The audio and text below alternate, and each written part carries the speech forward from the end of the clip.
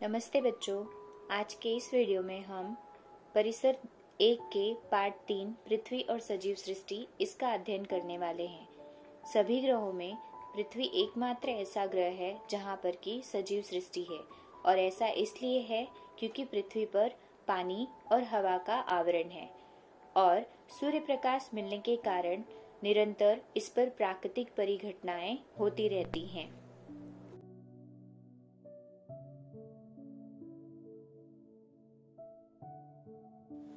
पृथ्वी की गति के कारण निरंतर सूर्य की ऊष्मा पृथ्वी को मिलती रहती है, जिसके कारण पृथ्वी पर जीवों, सूक्ष्म जीवों, पशु, पक्षी, मनुष्य इत्यादि सजीवों का जन्म होता है।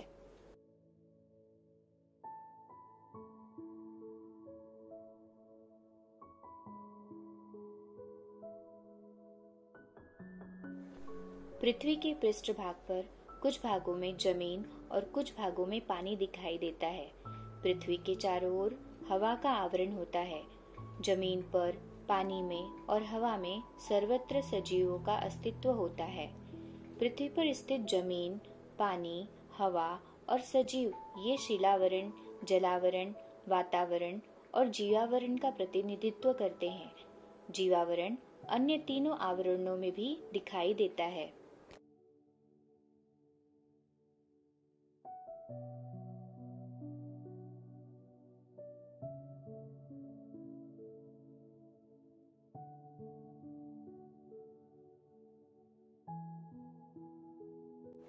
पृथ्वी के कुल भाग में से 2/3 भाग पानी ही पानी है, जिसमें सागर, महासागर और हिमखंडों का समावेश है। इसके अलावा पृथ्वी का 1/3 जो भाग है वह जमीन से घिरा हुआ है, जिसमें द्वीप, महाद्वीप इत्यादि का समावेश होता है।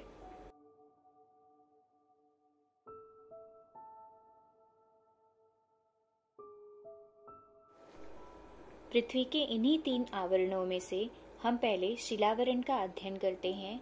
शिलावरण यानी पत्थर का आवरण पृथ्वी की ऊपरी सतह यानी उसका जो पृष्ठभाग है मिट्टी तथा पत्थरों द्वारा निर्मित होता है, इसलिए यह कठोर है।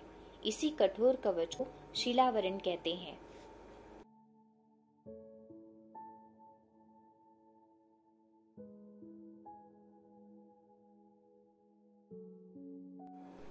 शिलावरण के बाहरी सतह के अनुसार पृथ्वी के विभिन्न भूरूप हमें देखने को मिलते हैं और इसके कवच के कई रूप हैं, जैसे घास वाले प्रदेश जो समतल और सपाट होते हैं, रेगिस्तान, सूखे रेत के रेगिस्तान, खेती के जो खेत होते हैं जिसमें फसलें उगती हैं, ऐसे उपजाऊ भूमि भी है। इसके साथ साथ ऊंची ऊंची पहाड़ियां, पर्वत, पठार, चट्टाने, घाटियां, दर्रे, इसके अलावा सपाट और ढलान वाले मैदान भी पृथ्वी के भूरूप यानी ऊपरी कवच शिलावरण में स्थित हैं।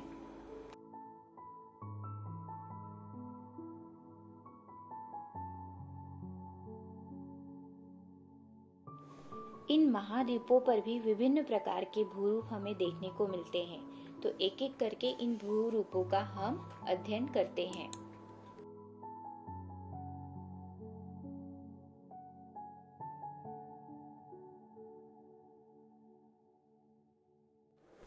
पृथ्वी के 1/3 हिस्से पर जो जमीन का हिस्सा है उसमें सबसे पहले आता है महाद्वीप। महाद्वीप किसे कहेंगे हम? ऐसी भूमि, ऐसी जमीन का टुकड़ा जो आकार में बहुत बड़ा हो लेकिन वह चारों तरफ पानी से घिरा हो, ऐसे बड़े जमीन के टुकड़े को महाद्वीप कहते हैं। पूरी धरती पर कुल 7 महाद्वीपों का समावेश है। इस मानचित्र में आप देख सकते हैं यूरोप महाद्वीप, अफ्रीका महाद्वीप, दक्षिणी अमेरिका, उत्तरी अमेरिका, अंटार्कटिका महाद्वीप, एशिया महाद्वीप, ऑस्ट्रेलिया महाद्वीप। इन 7 महाद्वीपों में सबसे बड़ा महाद्वीप है एशिया महाद्वीप और सबसे छोटा है महाद्वीप ऑस्ट्रेलिया।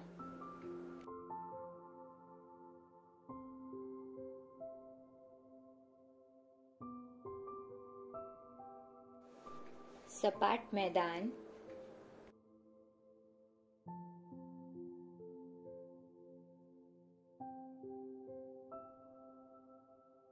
छोटे, ऊंचे और पत्थरों से बने टीले,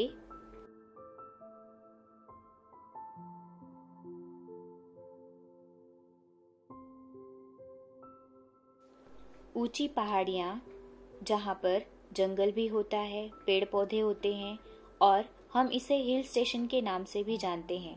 महाराष्ट्र में माथेरान, महाबलेश्वर, भीमाशंकर यह सभी पहाड़ियाँ ही हैं।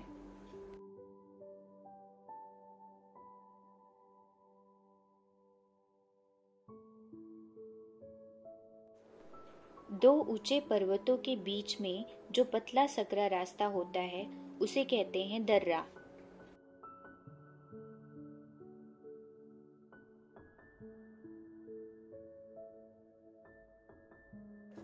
घाटी यह दो पहाड़ों के बीच का गहरा भाग है। आमतौर पर इनमें नदी का प्रवाह पाया जाता है। अपने भारत देश की सुंदरता बढ़ाने वाले ऐसी घाटियां हमें जम्मू कश्मीर में देखने को मिलती हैं।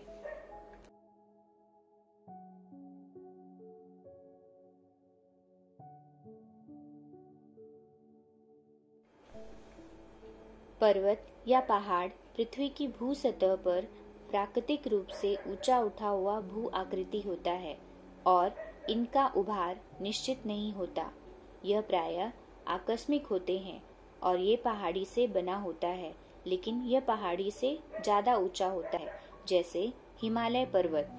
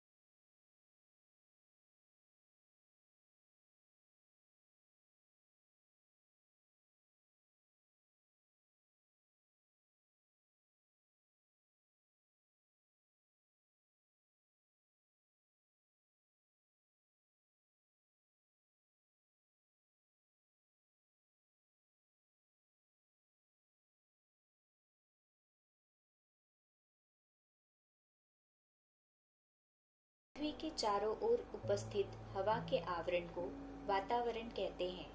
जैसे जैसे हम पृथ्वी के पृष्ठभाग से ऊंचाई पर जाते हैं, वैसे वैसे वातावरण की हवा क्रमशः विरल होती जाती है।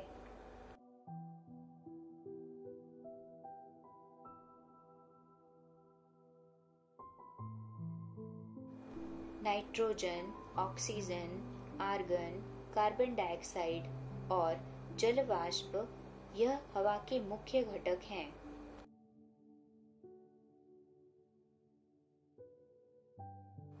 पृथ्वी के वातावरण को 5 मंडलों में क्षोभ मंडल, समताप मंडल, मध्य मंडल, अयन मंडल और बाह्य मंडलों में बांटा गया है। पृथ्वी के पृष्ठभाग से लगभग 13 किलोमीटर दूरी तक की परत को क्षोभ मंडल कहते हैं। क्षोभ मंडल की हवा में कई प्रकार के परिवर्तन होते रहते हैं। पृथ्वी के सजीवों के जीवन पर इन परिवर्तनों के महत्वपूर्ण प्रभाव पड़ते हैं। सूर्य द्वारा पृथ्वी को ऊष्मा मिलने के कारण पृथ्वी का पृष्ठभाग हमेशा गर्म होता है, जिसके कारण पृष्ठभाग के समीप वाली हवा सबसे अधिक गर्म होती है।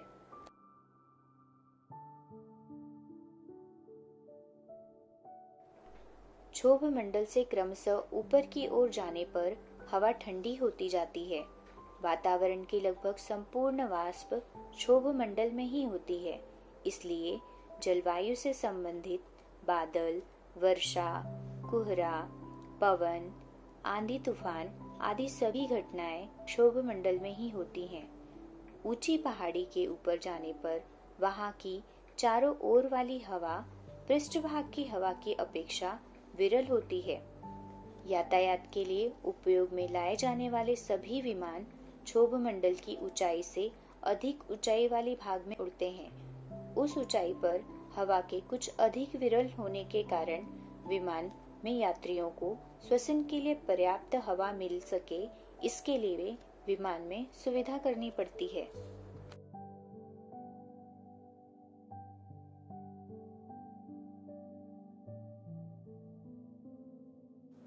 पृथ्वी की सतह से क्षोभ मंडल के बाहर लगभग 50 किलोमीटर तक की परत को समताप मंडल कहते हैं। इसमें ओजोन गैस की परत पाई जाती है। सूर्य से आने वाली किरणों में उपस्थित पराबैंगनी किरणें सजीवों के लिए हानिकारक होती हैं। ओजोन गैस इन घातक किरणों को अवशोषित कर लेती है, जिससे पृथ्वी के सजीवों को संरक्षण मिलता है।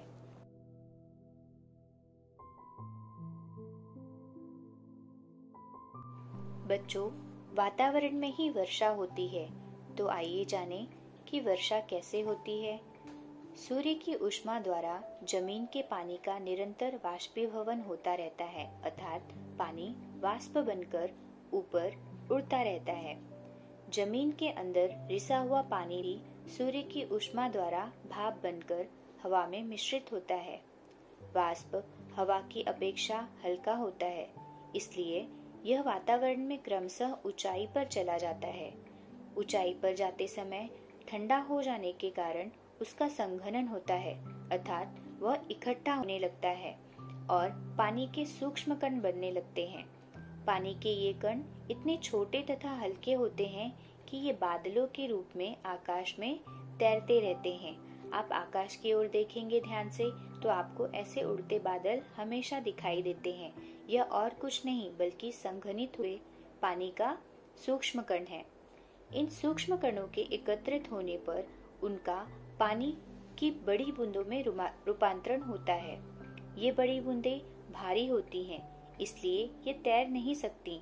ऐसी बूंदें वर्षा के रूप में जमीन पर गिरती हैं। वर्षा के रूप में जमीन पर आया हुआ पानी सोतों, नालों और नदियों में से होकर अंत में समुद्र में मिल जाता है। हिमाच्छादित प्रदेशों में भी सूर्य की ऊष्मा द्वारा वहां की बर्फ पिघलकर पानी बन जाती है। यह पानी भी आकर नदियों में ही मिल जाता है। जमीन के जिस पानी का वाष्पीभवन द्वारा वाष्प बनता है, संघनन के कारण वर्षा के रूप में पुनः जमीन पर आता है और अंत में फिर से समुद्र में मिल जाता है। पानी का वाष्पीभवन, संघनन और वर्षा इत्यादि क्रियाएं निरंतर एक चक्र की भांति घटित होती रहती हैं, इसलिए इसे जल चक्र भी कहा जाता है। इस तरह हम देखते हैं कि इस मुख्य चक्र में सर्वाधिक उपयोग में लाए जाने वाला जल रूप यानी पानी, जो एक द्रव है जो वाष्प बनकर वायुमंडल में जाता है और फिर संघनित होकर बादल बनता है और फिर बादल बनकर ठोस यानी हिमपात करता है, या द्रव रूप में वर्षा भी यह करता है। हिम पिघलकर पुनः द्रव में परिवर्तित हो जाता है। इस तरह जल की कुल मात्रा हमेशा धरती पर स्थिर बनी रहती है।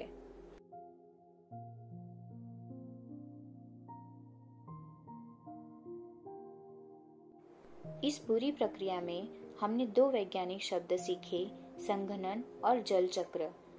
तो देखें इसकी परिभाषा क्या है। वाष्प का ठंडा होकर उसका द्रव अवस्था में रूपांतरण होने की क्रिया को ही संघनन कहते हैं। जल चक्र किसे कहेंगे? पानी का वाष्पीभवन, संघनन और वर्षा इत्यादि क्रियाएं निरंतर एक चक्र की भांति घटित होती रहती हैं। इसे ही जल चक्र कहते हैं।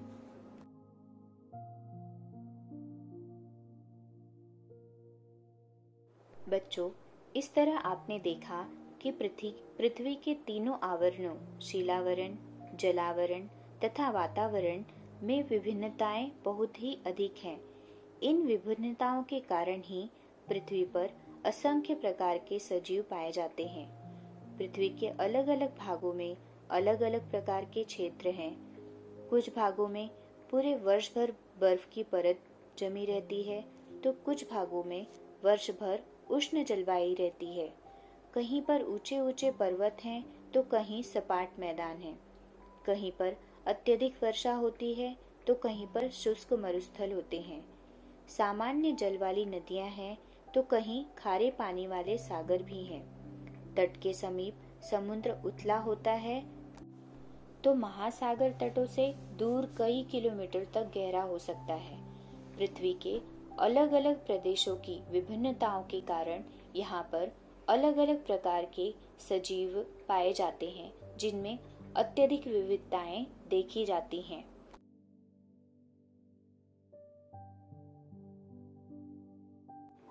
इसलिए हमारी पृथ्वी पर पानी तथा हवा में सर्वत्र विभिन्न प्रकार की वनस्पतियां, प्राणी तथा सूक्ष्मजीव होते हैं। शिलावरण, जलावरण तथा वातावरण में सजीवों का अस्तित्व होता है। इस आवरण के सजीवों तथा उनके द्वारा व्याप्त भाग को ही सम्मिलित रूप में जीवावरण कहते हैं।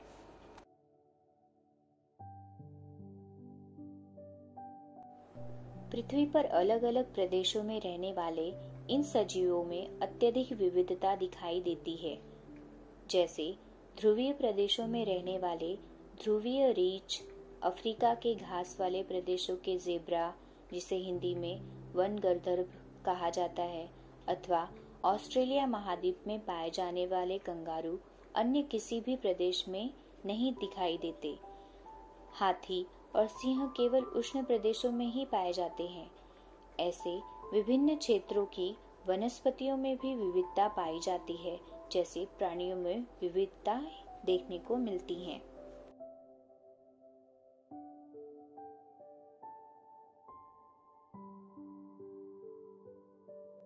पृथ्वी के पृष्ठभाग और आवरणों की विभिन्नता के कारण ही जिस प्रकार प्राणियों में विभिन्नताएं देखने को मिलती हैं, उसी प्रकार वनस्पतियों में भी विभिन्नताएं पाई जाती हैं। कुछ वनस्पतियां बहुत ऊंची वृक्षनुमा होती हैं, तो कुछ वनस्पतियां पौधे घास का आकार लेती हैं, तो कुछ वनस्पतियां कटीली झाड़ियों के रूप में होती हैं।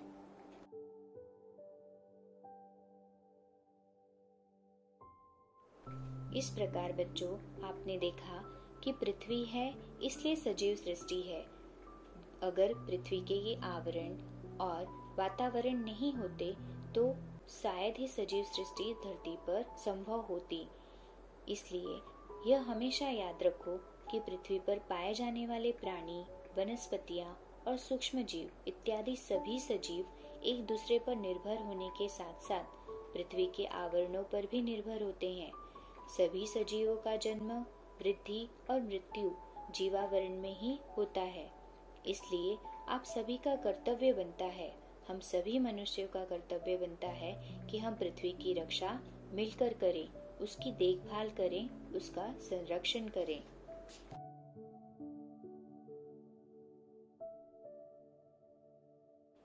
तो बच्चों, चलो एक बार पुनरावर्तन करते हैं। इस पाठ से हमने क्या सीखा? पृथ्वी का बाहरी तथा कठोर कवच और उसकी परत के कुछ भाग को सम्मिलित रूप में शिलावरण कहते हैं। पृथ्वी के पृष्ठभाग पर लगभग 1/3 भाग पर जमीन और लगभग 2/3 भाग पर पानी व्याप्त है।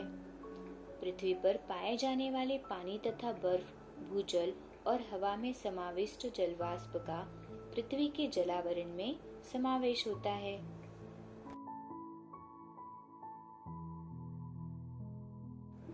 पृथ्वी के चारों ओर वाले हवा के आवरण को वातावरण कहते हैं। पृथ्वी पर जल चक्र निरंतर चलता रहता है।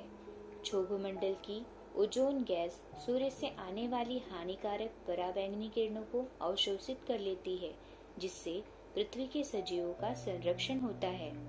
वातावरण, शिलावरण तथा जलावरण, इन तीनों आवरणों में सजीवों का अस्तित्व होता है। सजीव तथा उनके द्वारा व्याप्त भागों को सम्मिलित रूप में जीवावरण कहते हैं।